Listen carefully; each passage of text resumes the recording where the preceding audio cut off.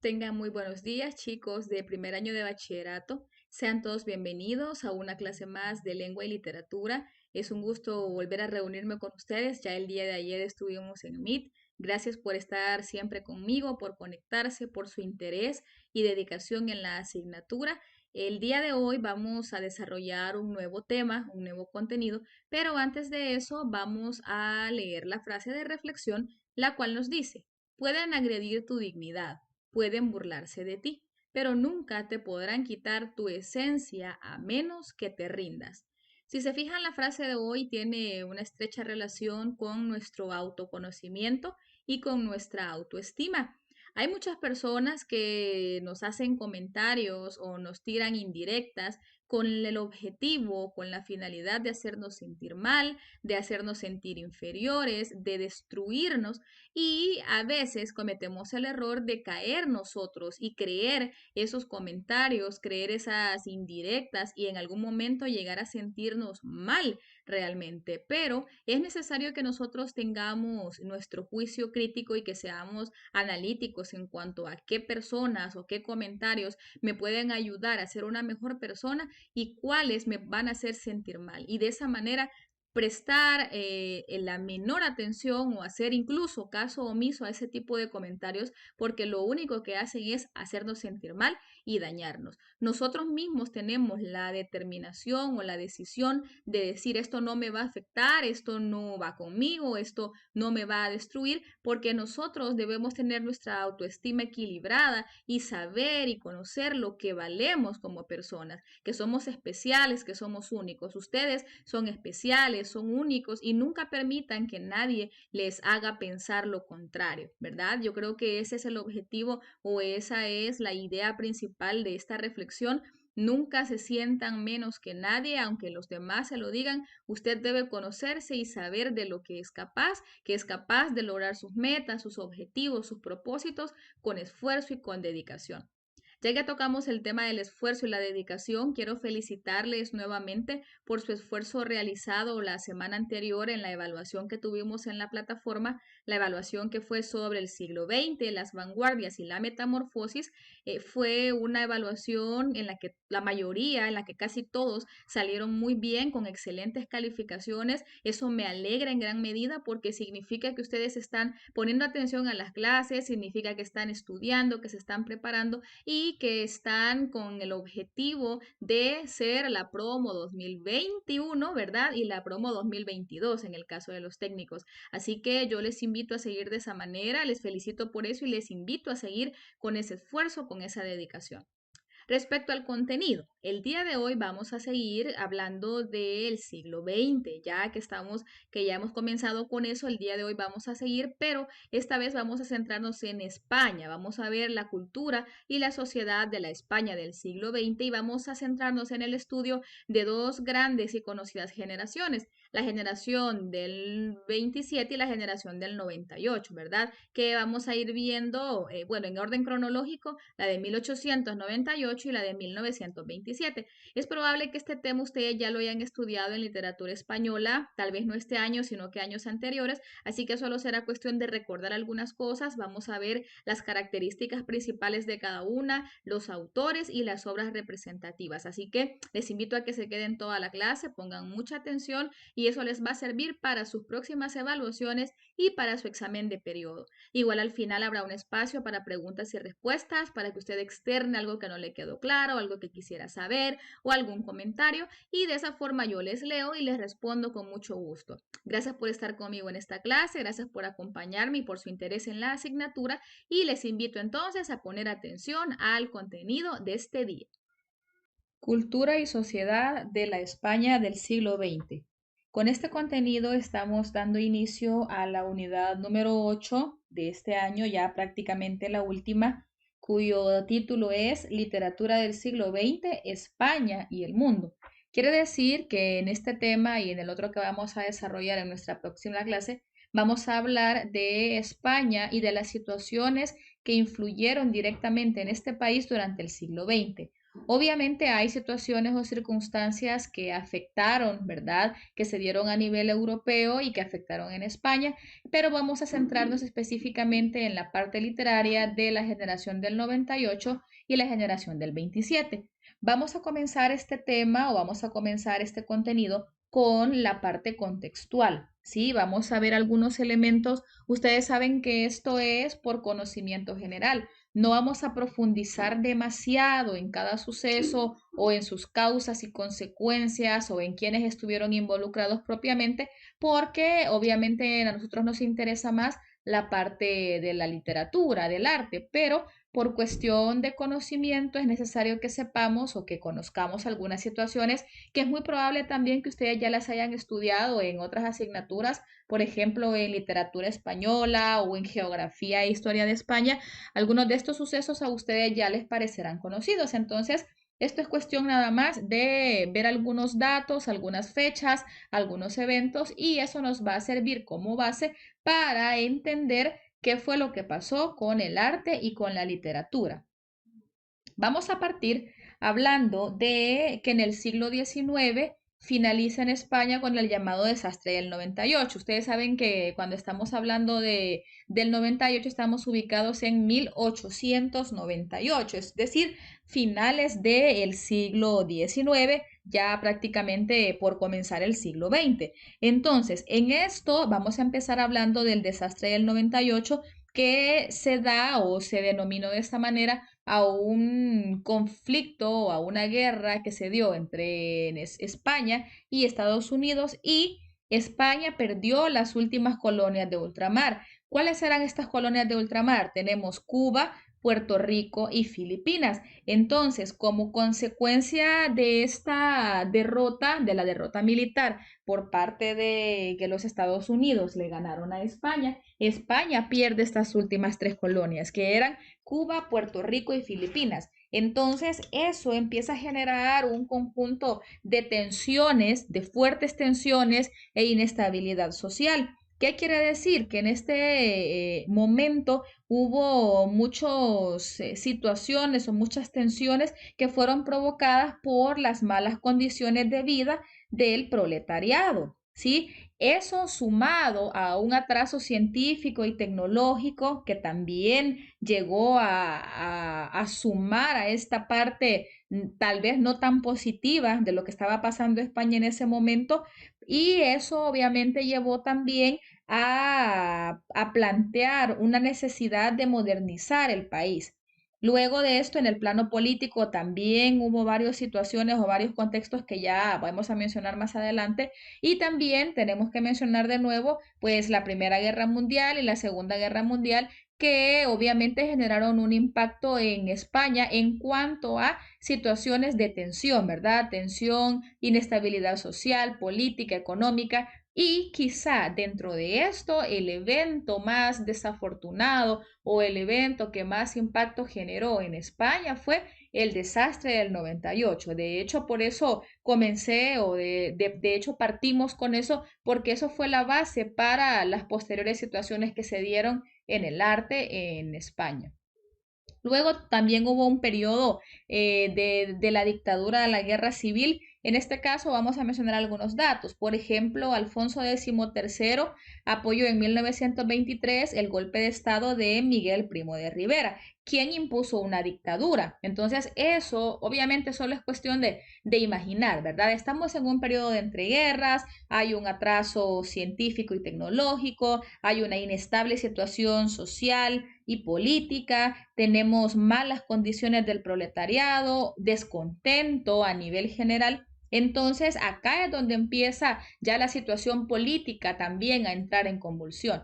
En 1923, el militar Miguel Primo de Rivera impuso un régimen dictatorial, pero dimitió en 1930. ¿Qué quiere decir? Que en este caso se vio apoyado por Alfonso XIII, ¿verdad? Miguel Primo de Rivera, y él durante su dictadura intentó incentivar la economía, aplicando algo que se denominaron medidas proteccionistas, pero el problema es que no logró impedir las consecuencias de la crisis económica que ya estaba. Entonces, la gravedad de la crisis hizo que la oposición al régimen, que ya se había manifestado anteriormente entre los intelectuales, se extendiera a los demás sectores sociales. Entonces, hubo un rechazo bastante grande a las medidas proteccionistas de Miguel Primo de Rivera. No fue aceptado, no fue bien recibido por la gran mayoría de personas de la oposición al régimen, y en este sentido él dimitió, se vio obligado a dimitir en 1930, o sea que él estuvo del 23 al 30. Luego, un año después, el rey parte al exilio y se proclama la Segunda República, ¿verdad? Tenemos acá 1931, en abril de 1931, y esto es, la Segunda República es de tendencia socialista. Quiere decir que hay bastantes medidas o bastantes programas reformistas que obviamente también generaron tensiones en diversos partidos políticos que dificultaron en gran medida el desarrollo. Entre los principios de la Segunda República Española, que es bastante importante mencionar, para comenzar, uno de los principios era que España es una república de trabajadores de toda clase. Eso era lo que ellos planteaban, ¿verdad? Eran sus premisas. Luego quisieron eliminar totalmente la religión de la vida política, o sea, que no tuvieran una relación estrecha o que no tuviera ninguna influencia la religión con la vida política, sino que fuesen ramas o situaciones separadas. Luego todos los cargos públicos estaban sujetos a elección, que no fueran elegidos por descendencia, o que no fueran elegidos por alguien que decía yo quiero que él esté, o de dedo o por cuello, si lo vemos así. Se podía expropiar tierras para utilizarlas con fines sociales, se tenía ese derecho, ¿verdad? Se permitía el voto femenino, eso fue también uno de las situaciones que pudieron generar o que generaron también una pauta bastante distinta a lo que se venía manejando, y el reconocimiento del matrimonio civil y el divorcio. Esos son algunos de los principios de la Segunda República. Y luego, en 1936, este es otro año bastante importante también, se produjo un golpe de Estado y se inicia así la Guerra Civil Española, que se dio de 1936 a 1939. ¿Qué nos damos cuenta entonces acá o qué podemos observar? Que en España también hubo cambios, que en España también hubo situaciones de descontento, de desequilibrio social, político, económico, y que obviamente vino a desencadenar o vino a terminar en una guerra civil que generó pues pánico, que generó muertes, que generó descontento, y eso influyó directamente también en el arte y en la literatura. Luego también hay que mencionar la parte que se conoce como del franquismo a la democracia. Acá entra en juego Francisco Franco, ¿verdad? Que estuvo en una dictadura desde 1938 hasta 1973. Durante los años posteriores a su triunfo, obligó al exilio, condenó a cárcel, ejecutó a muchos republicanos, y entre ellos había varios artistas. Entonces, había varios que emigraron, que se fueron, pero a pesar de esta férrea represión contra cualquier ideología que fuera de izquierda, España experimentó algunos años de desarrollo económico, industrial, turístico, hacia finales del franquismo, o sea que no todo fue negativo. Y eso es la idea que sigue acá. España experimentó años de desarrollo económico, industrial y turístico hacia finales del franquismo. ¿Qué quiere decir? Que la dictadura de Franco sí pudo generar algunas situaciones positivas a pesar de la represión o a pesar de lo duro que él fue en su momento con los que catalogaba como liberales o a los que se consideraban izquierdistas, ¿verdad? Que al final es lo mismo. Y tras la muerte de Franco se abrió un proceso de democratización que llevó a elecciones en 1977. O sea que por eso es que se llama del franquismo, que fue una dictadura, hacia la democracia, que fue cuando ya hubo elecciones libres, ¿verdad? Y que se logró utilizar este término o emplear este término de democracia. Fue un proceso de reconciliación bastante complicado, ¿verdad? Y luego también en este contexto España se abre al mundo y a las tendencias seculares y liberales en el último tercio del siglo XX. ¿Qué quiere decir entonces? Que lo que hemos visto o lo que hemos estudiado en las clases anteriores no está muy distinto o no está muy alejado de lo que sucedió en España, una época de convulsión, unos sucesos que afectan la parte económica, la parte social, la parte política, y eso sin duda que tiene que marcar o sin duda que influyó en la parte cultural y artística. Y es por eso que hablamos también en España de las vanguardias. Hubo algo que se denominó la renovación literaria y es que se vio que pasó por varias etapas durante el siglo XX y dentro de ellas tenemos estas que yo les he colocado acá. La primera de ellas es la influencia de las vanguardias europeas. Ya las vanguardias europeas las hemos estudiado anteriormente, ya sabemos cuáles fueron sus características, cuáles fueron sus representantes, cuáles son los ismos más conocidos. Entonces, los artistas españoles se reunían, hacían tertulias, se reunían en cafés, fundaban revistas, viajaban, establecieron contactos con otros artistas como franceses, alemanes, rusos, estadounidenses, a pesar de lo que había pasado en el desastre del 98, ¿verdad? Que podíamos catalogar que los estadounidenses iban a ser enemigos de por vida. Y se dio un proceso de enriquecimiento de la lectura y de los propios valores españoles. Entonces, las vanguardias influyeron también en el arte y en la literatura de España. Luego tenemos otra etapa o tenemos otra parte que se maneja el arte como parte del gobierno republicano. ¿Qué quiere decir? Que una de las apuestas más fuertes del gobierno republicano fue ampliar la cobertura de la educación. También se procuró llevar el arte contemporáneo al pueblo, o sea, que no fuese algo tan elitista, que no fuese algo solo para las clases pudientes o para los que tenían sus recursos, sino que fuera extendido para todo. Pero a veces el problema es que la población no aceptaba con facilidad la estética de las vanguardias, como que se rehusaban a esta renovación o se rehusaban a que este tipo de cambios se dieran. En este caso, obviamente es cuestión también ya de la parte cultural, ¿verdad? De qué tan abiertos nosotros estamos al cambio.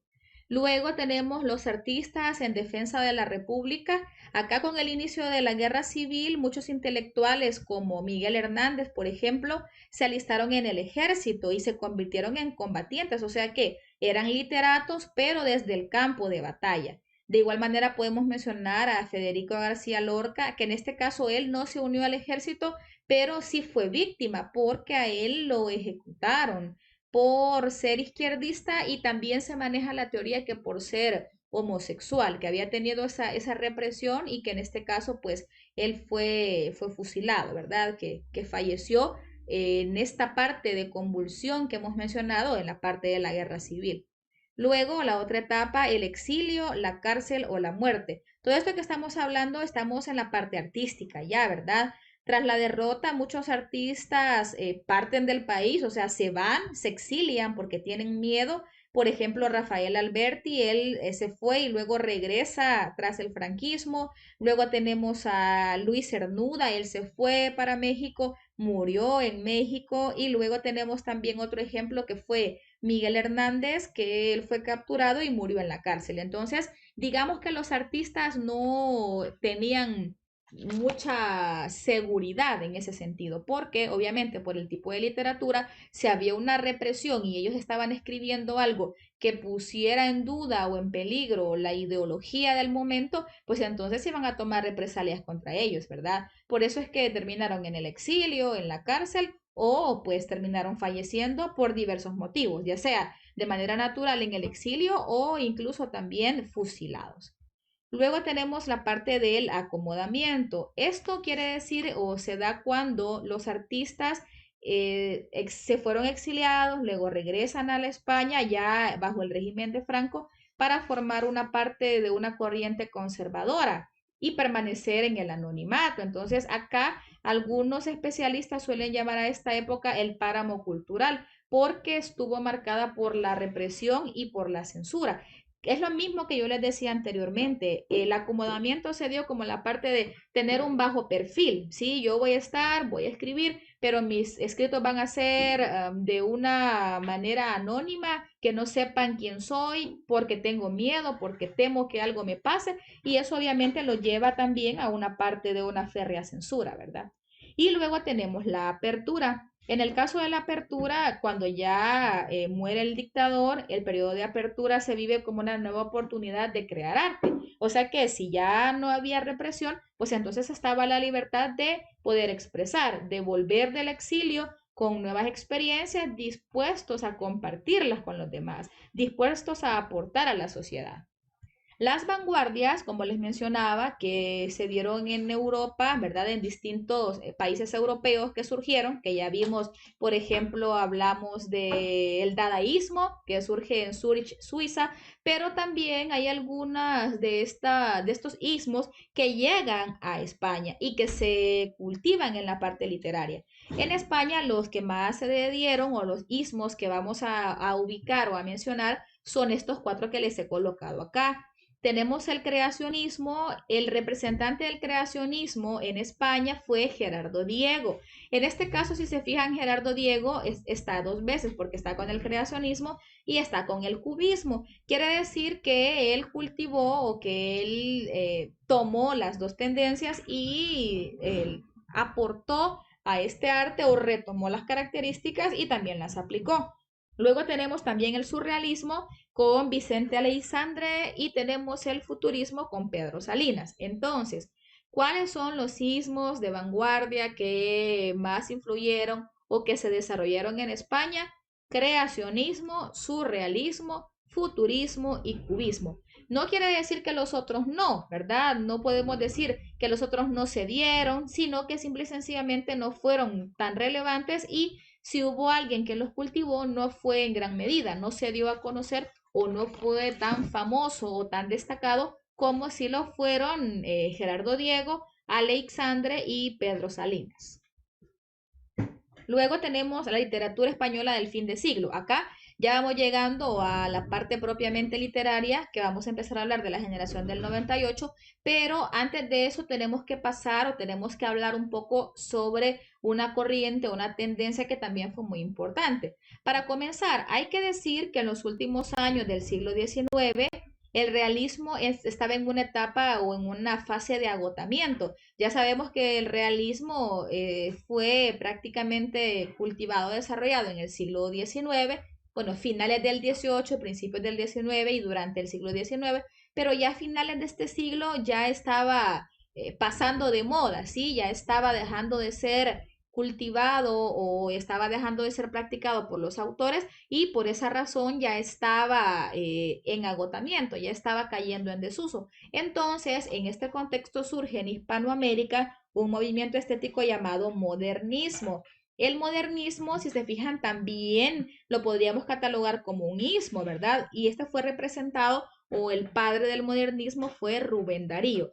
En este caso hay que saber que el modernismo es de origen hispanoamericano, ¿sí? No surge en Europa, sino que en Hispanoamérica, y en este caso Rubén Darío es el máximo representante. Ustedes en segundo van a dedicar bastante tiempo para hablar del modernismo y sus representantes en Hispanoamérica. Por ejemplo, hablar del simbolismo, hablar de qué representa el color azul, de qué representan los cisnes para Rubén Darío, etcétera. Son cosas que ustedes van a ver con más detenimiento en segundo año. Pero esta corriente del modernismo no solo se quedó en Hispanoamérica, sino que trascendió y llegó a España. Entonces en España también se cultiva el modernismo.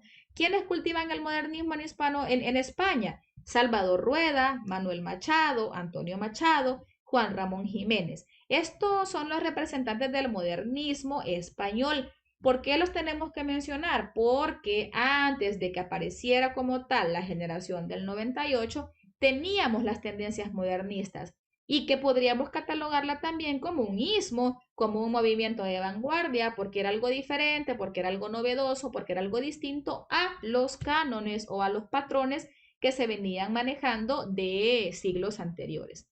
Y luego hablamos de la generación del 98 propiamente. Para comenzar, vamos a tener mucho cuidado, generación del 98 siempre va a ir con mayúscula porque es el nombre propio de la corriente, ¿sí?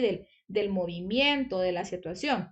Ahora, en este caso, lo que sucedió en sí, para que lo tengamos bien claro y no nos cueste, es que esta generación congregó a escritores que se vieron afectados por la crisis originada en España frente a la pérdida de las últimas colonias de ultramar. ¿Qué quiere decir? Que las generaciones tienen un suceso que les da origen, tienen un evento, tienen algo que los hace partir. Entonces, en el caso de la generación del 98, lo que dio origen a esta generación fue el desastre del 98. Ya les mencionaba al inicio que el desastre del 98 se da cuando España pierde frente a Estados Unidos sus últimas colonias de ultramar. ¿Cuáles eran estas tres colonias? Cuba, Puerto Rico y Filipinas. Entonces, obviamente, estos escritores o algunos de ellos se vieron afectados por la crisis que se dio en todos los sentidos, ¿verdad? Económica, social, política, religiosa, ¿por qué no decirlo? Entonces, ese fue el suceso que marcó o que dio origen al surgimiento de la generación. ¿Qué pretendían ellos o cuál era el objetivo? Intentaban sacar al país de su atraso social, económico, político e ideológico. Es decir, que ellos centraban su interés en los problemas de España.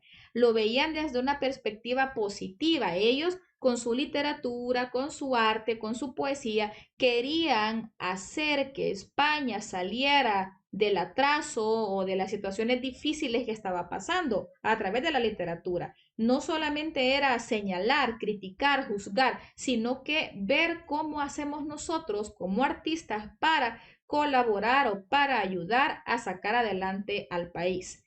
Inicia con un libro o con un texto que se denominó el Manifiesto de los Tres. Este libro, el Manifiesto de los Tres, digamos que fue la base del surgimiento, fue un libro en el que había una conciencia sobre la pobreza, sobre la miseria, la injusticia social, la apatía política, y eso hizo surgir a un grupo de escritores que en este caso estaba formado por tres, que fue Azorín, Pío Baroja y Ramiro de Maeztu. Ellos tres participan o intervienen para que en 1901 surja este libro. En él denunciaban la realidad del país y expresaban también un deseo común de mejorar la vida de los miserables. Solo imagínense qué bonito el objetivo, qué bonita la finalidad. Deseo común de mejorar la vida de los miserables. O sea que ellos tenían una intención muy positiva, una generación con mucha conciencia, ¿verdad? Y con el afán o con la idea de sacar adelante a su país y no dejarse vencer por los sucesos tanto externos como internos que les habían afectado. Dentro de las características que podemos mencionar de la generación del 98 tenemos la primera, que es el europeísmo y el gusto por lo castizo.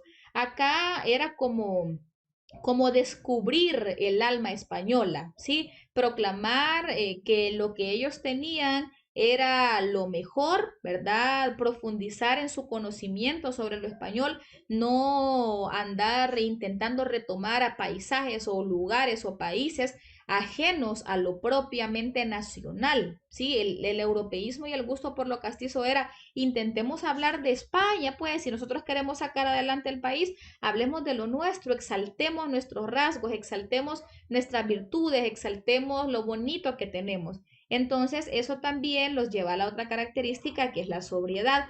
Acá ellos intentan huir de la retórica muy exótica, ¿verdad? Muy extravagante, muy llena de ornamentos, muy llena de figuras literarias y procuran expresarse o exponer sus ideas con claridad y con simpleza, o sea que sea fácil de entender, que lo que ellos escriban o ellos pensaban que lo que nosotros escribamos como generación sea fácil de entender, que llegue a todas las personas que puedan llegar y que estas personas cuando lo lean no se queden perdidos, ¿verdad? No se queden en la luna, sino que comprendan el mensaje y que puedan sentirse orgullosos del país como nosotros nos sentimos y que busquemos soluciones para salir del problema en el que estamos. El subjetivismo también se ve reflejado, ya sabemos que esto es una postura individual, ¿verdad? Expresión de sentimientos, una visión introspectiva de la realidad, cómo doy a conocer yo mis sentimientos y cómo los voy a expresar a los demás. La utilización del ensayo también se da mucho acá utilizan bastante este género porque utilizan bastante el subjetivismo, que es la característica anterior, expresar su opinión, su punto de vista, su postura sobre distintos temas de importancia a nivel de país. Y luego también había un espíritu de protesta.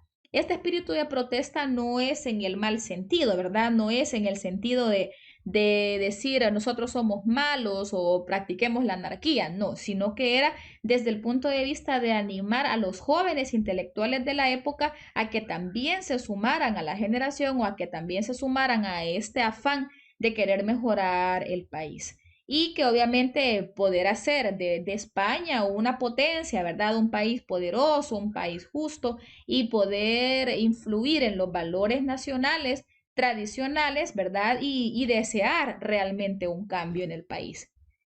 Dentro de los temas hay dos temas que son los más característicos. El primero de ellos es la historia como raíz. Acá la historia como raíz se centra en la parte de explicar la grandeza de España y de su gente, ¿verdad? No dejar de lado sus raíces, de dónde venimos, qué hay o qué hubo antes de esto. Y luego la idealización del paisaje. Acá es un símbolo del alma española y eso ya lo mencionaba como característica también, ¿verdad? Describir de manera poética y que expresen la emoción que el autor siente cuando lo escribe y que el receptor también sea capaz de experimentar ese sentimiento. Entonces los temas están bastante relacionados con la historia, con el paisaje, con la exaltación de las cosas bonitas que España tenía en ese momento. Y luego tenemos qué tipo de literatura se cultivó. Se desarrollaron todos los géneros, se desarrolló el género narrativo, el lírico, el dramático. ¿Qué pasó? Definitivamente sí, hubo de todo. Y por eso a razón, esta vez vamos a hacer la aclaración, que el ensayo muchas veces se maneja como parte del género narrativo. Sin embargo, por las características que tiene, se maneja o se deja como un género aparte, porque no encaja del todo con las características del género narrativo como tal. Entonces, la literatura que se cultiva es el ensayo, la novela, la poesía y el teatro. O sea que acá sí hubo de todo tipo de muestras. En el caso del ensayo, ya sabemos que fue el vehículo idóneo para transmitir su ideología. O sea que de todos los tipos de literatura que se dieron en esta generación, el ensayo fue el más importante, el ensayo fue el más cultivado, porque transmitían ideología. ¿Qué temas se utilizaron o qué temas se tomaron? La muerte, la religión, la situación del país, el destino de España, cómo iban a ayudar a salir adelante al país. Y de los representantes tenemos a Unamuno, a Sorín y a Maestu. Son los máximos representantes del ensayo. Luego en novela, también es importante la novela porque en este caso ya sabemos que la extensión que tienen es bastante grande y ayuda mucho a la descripción, en este caso la descripción de los paisajes, ¿verdad? Fue una corriente innovadora también de entender y construir una novela, fue algo distinto a lo que se venía manejando y también tenemos representantes de estos, tenemos a Unamuno, a Baroja y a Azorín. Si se fijan, algunos se repiten, entonces no es que vamos a encajonar a uno solo con un solo género. En el caso, por ejemplo, de Unamuno y de Azorín, ellos escribieron ensayos, pero también escribieron novela. Entonces, no es que solamente escribieron uno y que ahí se iban a quedar para siempre.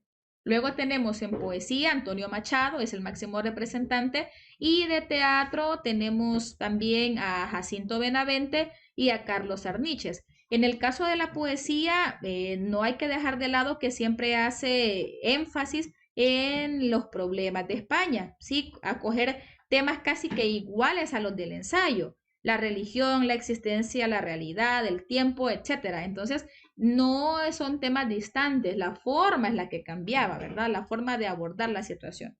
Y luego en teatro ya mencionaba los representantes y se da bastante la comedia burguesa y el teatro cómico, que se reflejan las virtudes, los vicios de la burguesía y ahí tenemos a Jacinto Benavente, ¿verdad? En este tipo de teatro.